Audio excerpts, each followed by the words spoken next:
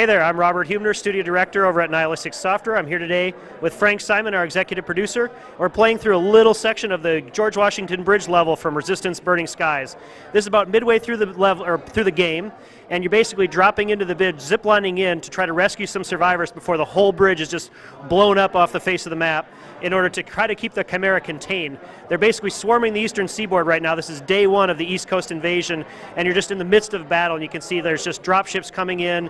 You've got VTOLs screaming overhead, just a lot going on. We really want to put the player in an immersive battle. So you can see we have high cover and low cover. Here Frank's taking a little breather behind some low cover and taking some well-aimed pot shots at some of these Chimeran grunts. Can also use the virtual buttons on the front to always access things like your grenade and your fire axe. So if you find yourself in a position where you're face-to-face with an enemy, you don't have to remember to switch to your axe. You can just tap that front virtual button and right away, bam, down he goes. The grenade is also really handy to have at any time. Anytime you see a good group placed, you can drag that icon anywhere on screen, and it's going to place the grenade exactly there. An advanced user can even hold onto the button for a while and cook the grenade so it explodes in the air. You can see the controls are really what a Resistance player expects. You've got your iron sights on the left trigger available at all times. It automatically peeks over cover, gives you a little targeting assistance, but really it feels and we hope looks just like a PS3 Resistance game. You've got great enemies, you've got varied environments, great 3D immersive environments. The familiar weapon wheel is available to switch weapons. And here we're going into a little tunnel between a couple of sections of the bridge. This is a maintenance tunnel that actually does exist within the George Washington Bridge.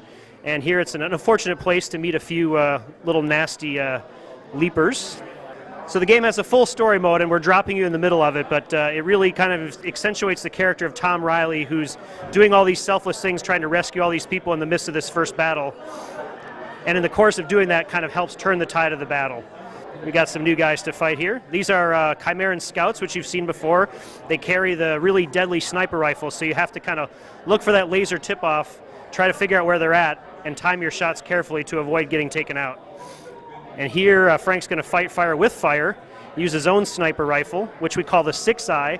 It's a Chimeran manufactured sniper rifle, and has a couple of cool tricks up its sleeve when it comes to secondary fire modes. Obviously, it's not a sniper rifle. It doesn't have really good sights, really precise aiming, the ability to take great headshots and do extra damage to your enemies. Nice.